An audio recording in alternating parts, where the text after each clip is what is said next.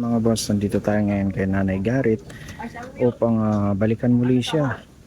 So nandito si Daddy Frankie at kausap niya ngayon si Nanay Garrett, mga boss. May anak po kayo, Lola? Meron din po, pero may kami-kami kanila. Ilan po ang anak ni Lola?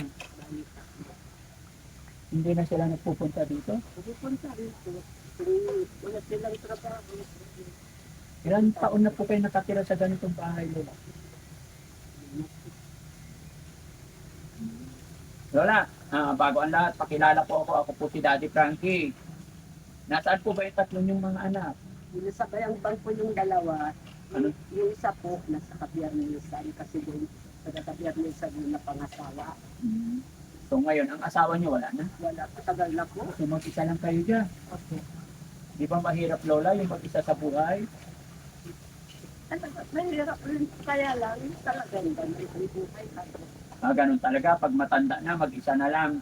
Hindi naman siguro, tapos pinupuntahan pa naman nila. Pinupuntahan. Okay. Lola, bago ang lahat, naka-video po tayo. I-upload namin sa YouTube, Facebook. Okay lang po ba? Hindi rin po. Ay, salamat. Sige, Lola. Nakikita ko, napansin ko, hirap kayong tumayo. Upo tayo, Lola. Ako'y makipagkwentuhan lang. Mapagpalang hapon po sa atin lahat. At syempre, bago ang lahat, ako'y magpapasalamat sa mga kagaya pong ni Daddy Frankie na nagbablog or nagcha-charity. Kaya ako yung papasalamat sa kanila dahil sa pamamagitan po ng pagbablog na ihatid or natulungan po nila ang Team Daddy Frankie para marating natin si Lola Garrett. At sa kita ko po ay nakaawa dahil lagi daw siyang mag-isa dito. Kaya mga kababayan, samahan niyo po ako. Kumustahin natin si Lola kung anong pwedeng i-help natin sa kanya. Lola, pasok na po ako. So anong libangan niyo dito, Lola? Wala po eh.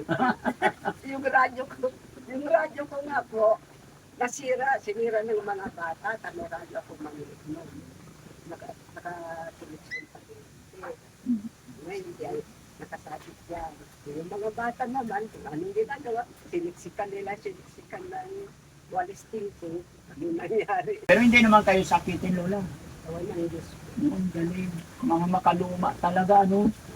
Saka pag may kapit ka talaga, yung malakas ang pananampalataya mo talaga kay God. Talagang hindi sa... Yun na po ang talagang importante sa Panginoon. Guys, may bigas tayo. Yes, sir. Makahingi ng isang sakong bigas. Para matuwa naman si Lola. Lola, nagkakapi ka pa rin ba? O, ito, dagdag mo yung tinapay para sa'yo, ha? Maraming salamat po. Walang ano man, Lola. Masaya po ako na nakilala kita. Ako po si Daddy Frankie. Kami po yung mga charity vlogger. Alam mo po yung mga lola na nasa liblib na lugar, na nasa kagaya mo, na bihirang mapasyalan, yun ang mga pinupuntahan ng aking team. Kaya masaya ako dahil nakita ko po kayo at napasyalan ko kayo. Sana masaya kayo sa hapon na ito. Masaya po ako. Naguluha po ako ng kasiyahan. Salamat, Lola. Maraming salamat sa pagpasyalan. Opo. Ay, thank you, Kuya Bandam. Dito, katayo ko. Yun. Lola, nung kalakasan mo pa, nung mga 30, 40 years old, anong trabaho mo po? Nagganap po kayo sa bukid. Sa bukid Kaya na kumadro na din ako noon. Nagpapaanak ka rin. Nagpapaanak din. Pero walang tantusan. Bahala yung mga Tao. tao na magbigay. Ganun. Ito, minsan niya yung alagaan ko sila ng 7 na araw. At kapalit hanggang bata. Minsan niya magbigay lang sila. 500. Ano. Ang hirap naman, no? Oh. Pero okay lang sa akin. Pero kahit anong hirap ng buhay, Lola, masyerte ka pa rin kasi sa edad mo yan, malakas pa. Diba? Kaya yun ang blessing po sa inyo, Lola, galing kay God. No? Yun ang alam ko. Opo. Kaya sabi nga nila, magkakaiba tayo ng kapalaran. Yung iba nga, mayaman, pero 40 years old, paralyzed na. Hindi na makagalaw. Diba? Hindi natin sila sinisisi or hindi natin kinukumpare. Kumbaga, nasabi ko lang na may kanya-kanya talaga tayong kapalaran, no? 7, 8, 9, 10. Magkano yan, Lola? Bilangin mo, Lola, magkano yan?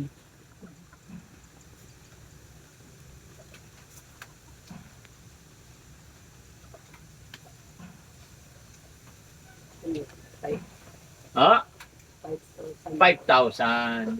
Ano masasabi ni Lola? May blessing. Maraming salamat po. Sige, Lola, ha? Salamat po sa inyo. No? Sana humaba pa ang buhay mo. Ganun din po kayo. Pili ka ng ano, Lola? Prutas. Marami po kayo.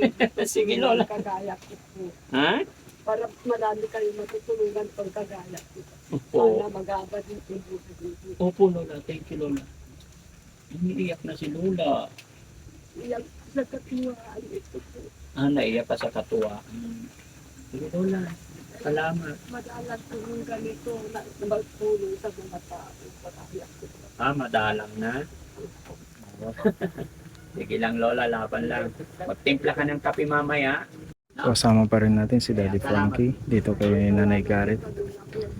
Boss JB Vlog, kapatid ni Kuya Frankie, and Bakas ni Tax, Papili ka, Lola, At ng si ulam mo. Bandam. Para Nandito ang team ikaw. Daddy Frankie dito kay Nanay Garrett. At ayon mga kababayan, mga kabarangay, isa na naman Lola ang napaiyak sa hapon na ito. Dahil po yan mga kababayan, dahil po sa inyong suporta kay Daddy Frankie.